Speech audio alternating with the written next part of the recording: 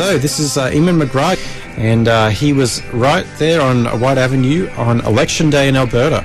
So I asked Eamon all about what was going on there in that funny place called Alberta, Canada. So Eamon McGrath, so you're actually back in your hometown today, right? You just finished right, yeah, I'm literally I'm walking down White Avenue in Edmonton, which is kind of like the main kind of bar drag in the city. I just did an in-store performance at a place called Permanent Records, and yeah, I'm off to get a beer with an old friend and my mom right now.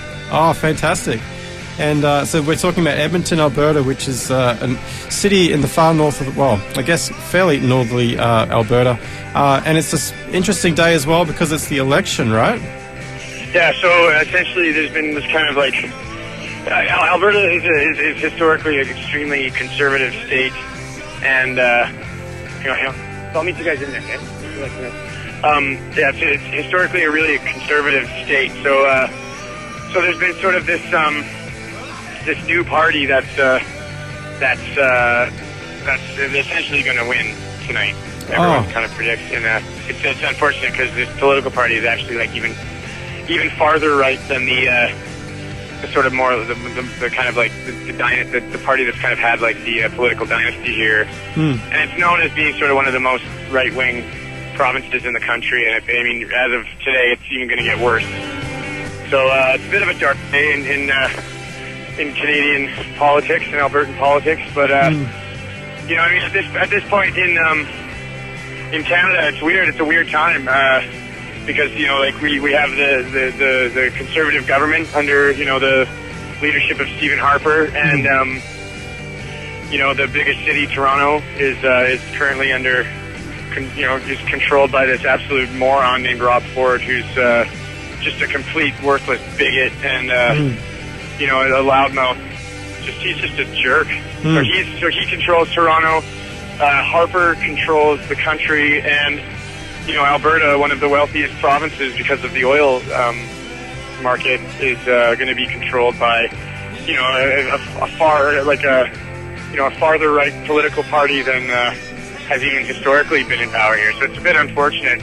I mean, it's kind of weird because it's sort of like my record is kind of thematically, and lyrically focused around kind of like, being Canadian and about sort of having, exploring kind of, the idea of what is involved in having, like Canadian values, but what defines you as a Canadian. It's a complicated country, and it's so big, and there's, a lot of culture. There's a wide variety of cultural differences between people, and for me, I mean, I'm kind of disgusted at the moment because it's like I don't see the values that are kind of represented by our political leaders as being values that have been historically Canadian. We've had a history of being kind of more of a socialist, democratic socialist people, and like looking out for each other and compassion and caring about the common good has been something that's sort of been a strong part of Canadian history. I mean, there's like public health care and especially in comparison to our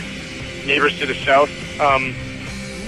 Being Canadian has sort of always involved this kind of more socialist sort of perspective politically, and right now we live in a very contrarian time to that sort of a system. So it's a bit of a dark time politically, but I think that the best punk rock's been made in the most right wing,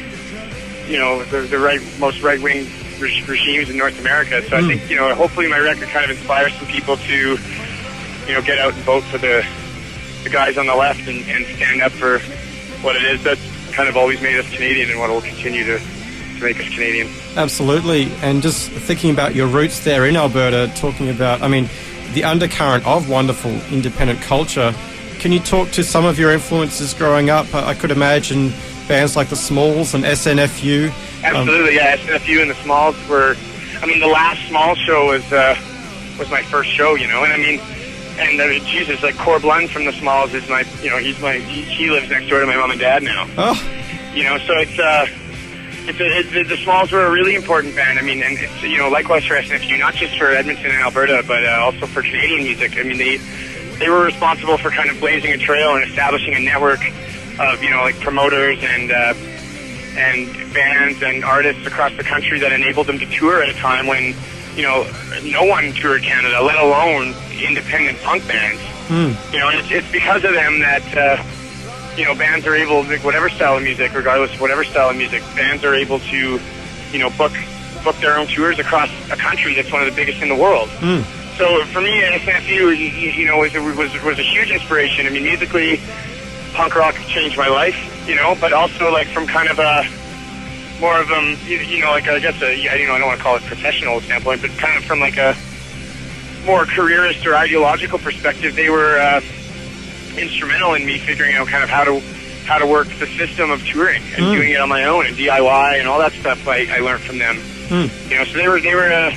I mean, Edmonton is a city that's 3-5 hours away from the next major touring market, right? So in each direction. I mean, in some ways, to the west you've got it's 15 hours to Vancouver. To the south it's 3 hours to Calgary. To the east it's 5 hours to Saskatoon. So it's like there's not a lot of places to play around. I mean, in Canada in general, and that's sort of the story with every city. I mean, it's a lot like Australia too, in that sense, where it's like there's this vast, just empty land, open land. Like the prairies and the outback are kind of the same. I'm assuming. I mean, I've never been to Australia, but definitely are. Yeah, I can see the similarities, and so I mean, touring before SNFU would have seemed just completely impossible.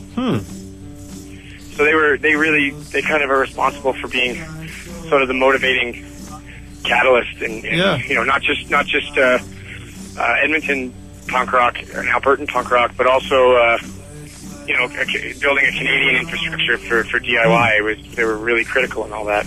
And perhaps now, I mean, your current jaunts across the country will inspire others, because you're doing it. I look at the number of dates on your website, and I'm going, wow, like he's going all this way, and it's inspiring. Well, I hope so. I mean, I hope that also, in a time that's kind of dominated, musically by a lot of dance music, and not that I like that stuff, and a lot of, but I mean, it's not really where my heart is, but it is dominated by, kind of like, music that's kind of moved forward by something that's a little bit more stylistic instead of maybe, like something, sonic, I guess. Like, what I'm trying to say is that there's not a lot of kind of strictly songwriters. Yeah. In the traditional sense of songwriting. And I think that's kind of a little bit of a lost art. I mean, with like Pitchfork or something, like they don't really care about songs, to be honest. Yeah. And it pisses me off a bit, but I think that it's also something that's sort of been absent from punk rock. Like, there isn't really a Joe Strummer or a Nick Cave of today, like a songwriter with a punk rock ethic and a DIY approach to music. And hopefully all I want to do is make people understand that it is possible to take that approach to any style of music, regardless of how loud it is or how quiet it is. Or, I mean, you can be in a punk band, in the ideological sense, and play soul music. You know what I mean? Yeah, exactly. Yeah. So my musical mission has sort of been to, make it so that people can really have the guts and the willingness to sort of take that approach to whatever music that they're playing. It sort of reminds me, there's a great Australian band called UMI, and the singer Tim Rogers I saw interviewed recently said, we go out there and we play, we're not just trying to sell ourselves, we're selling rock and roll. And you feel that sense of history. And their UMI writes songs, the Drones is another band. Like, I always bring them up when I talk to you because they're one of my favorite bands. They continue to blow my mind. I mean, they are a punk band. They're a brutal punk band. They're a totally heavy rock and roll band, that has quiet parts that have great songs and great lyrics, and there's a craft to what Garrett Lydiard does, but it's very intense and urgent, and it's very similar to DOA or something, or SNFU or the Birthday Party, or something like that. And it's like in its urgency and its volume and its attitude, but it might sound something closer to, say, like Neil Young. It's still incredibly hardcore, and Neil Young is hardcore. It's just like, he might not play music that's, as loud, or, well, actually, Neil Young is just as loud, or if not louder than Black Flag, but I mean, like, the songs may not be as fast or as angry, but, like, the quality to what makes them the same is there. Yeah, absolutely. Yeah, it's an intangible quality of essence, I suppose. Yeah. Exactly. There are characteristics between all that music that makes it, like similar. There's a soul to it, and there's an atmosphere to it, and there's a reason to what they're doing. Hey, how's it going? Yeah, see you Thursday. Yeah, I mean, that's just what I think. I think that Nina Simone is punk rock too, and like the Gun Club punk band, and they play soul blues music, and they play heavy stuff, and they're all pissed off, and they're not afraid to express themselves. It's courageous music, and that's kind of what punk is. I remember once I was doing this is the Australian government. I had this job where we had to do this sort of public speaking talk day, and I convinced the room that Johnny Cash was punk, and I spoke for 10 minutes about Johnny Cash being punk to these straight faces who didn't quite understand what I was saying, but that's a method of thinking that's dominated by classification of records, to market a product. I mean, punk rock is not a product. You can't market it. Yeah. I mean, it's a philosophy, and it's a way of living, and it's a perspective about the role of art in your life. It's not, it's not the saving space on the shelf of a record store. Yeah, that's just that's the framework that those people think about music. And I mean, you need those people to make a living. You need them, but I mean, you don't need them to make art. I mean, you can make a living through your art and through your music, but you don't need that framework to actually create it. You do need it to sell it to somebody. But I mean, I'm first and foremost interested in the creation of it. I mean, selling it is not my job. Yeah. That's why you hire those people. Yeah. That's why you take, like artists use, like they use record companies. They need, they use them. They don't need them. Yeah, I mean? It's just one of those eternal tensions that will always remain in I mean, each kind of exploits the other. Yeah. In a lot of ways, but I mean, I don't lie on that side of the fence. I mean, I understand its purpose, and I mean, I think there's a place for it, absolutely. Because, if you do want to make a living playing music, someone's got to buy it. Yeah. Whether it's a ticket or a record, but I, I mean, I'm someone that would be making music regardless of if that happened. Yep. So that's like. People that can't see the true nature of someone like Johnny Cash or Bob Dylan or something, in the way that like they're actually closer to Husker Du or something like that than just a matter of the sound or the types of guitars they play. I mean, if you can't see beyond that, I mean, those are people that can't see the allegory in a work of literature or something too. It's the same sort of like narrow way of thinking. Yeah. I mean, their job isn't to think deep about things. Their job is to make money. So let them do what they need to do, and I'll do what I need to do. And I don't have to. I don't have to take on that role. That's right. I never will. You know what I mean? Yeah. It just as a little tangent, I was just thinking, young Canadians. Just my own little exploration through Canadian musical history. There was a band from Vancouver called the Young Canadians, a first wave punk band, right? Were they? That's true. Yeah, that's totally true. Art Bergman. Was that at all inspiration for you as well, or the name of the record, or just kind of coincidental? It is coincidental, but I mean, I definitely pay. I owe a lot of respect to that era of Vancouver punk. I mean, DOA, the Subhumans, they were, the Pointed Sticks or something. They were all bands that were sort of, in allegiance with each other, and especially Edmonton and Vancouver have always kind of had this sort of sister-brother quality to it. And, those bands were, I mean, DOA is also equally, responsible for SNFU, and, SNFU and DOA are kind of equally responsible for blazing that trail through Canada, and I mean... Yeah. And even the US. Without those bands, I mean, you'd be nowhere. Yeah, actually, a local punk musician here gave me a bit of a history lesson. He said that DOA was probably as significant as Black Flag for that era. Well, DOA is credited with coining the term hardcore punk. Wow. I mean, they are the band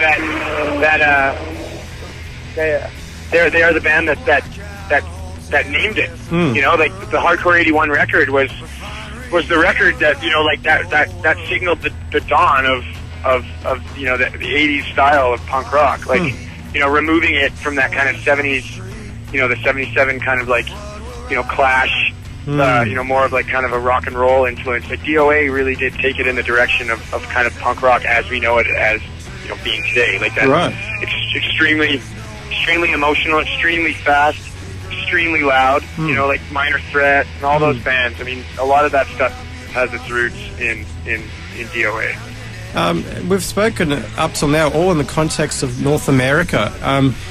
I'm curious how you've been received in Europe, because you have toured there a little bit, and I mean, with all the aesthetic and the mindset you're talking about, I know Australian bands with the punk rock ethic that go to Europe are just treated like just so well because of their nature. Have you received similar treatment of just people really responding? And yeah, I mean, it's you know, Europe is a phenomenal place to tour as a musician. You get treated so well there. I mean, it's really kind of like an unrivaled.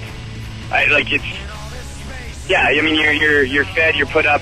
You know, you get accommodations, you get paid well. The food is free, the booze is free if you're playing, and you know, people buy the merch and they dance all night, and it's crazy. It's a musical paradise.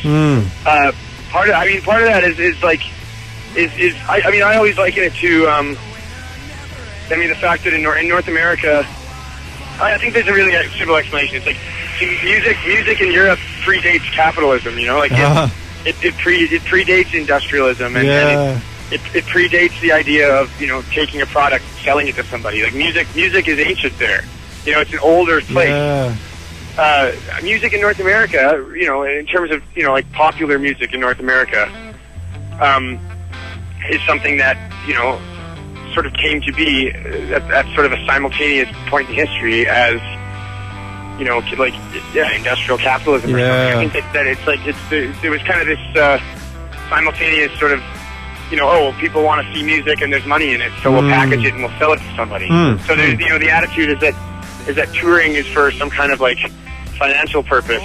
You know, maybe like, you know, maybe not for everybody, but it's kind of like, the popular opinion in North America is that it's you know, it's for the purpose of someone making a buck. Yeah, it's more of an entertainment. Like, it's seen as more of an entertainment kind of thing. Whereas in Europe, there's kind of this deeper cultural value that people place on on someone that's playing music. I mean, like, you're talking about, I mean, a history of like nomadic traveling musicians, and when you're touring over there, you actually fit into this kind of.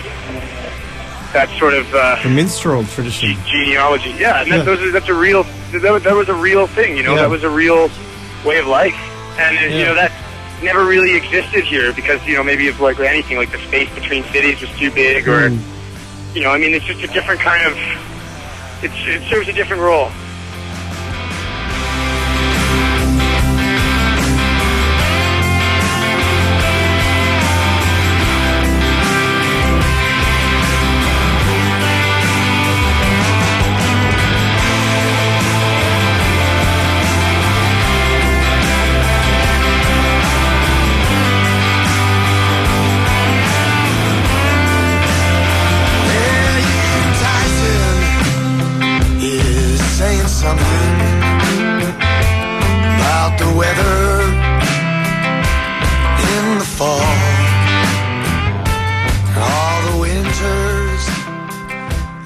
So quickly now.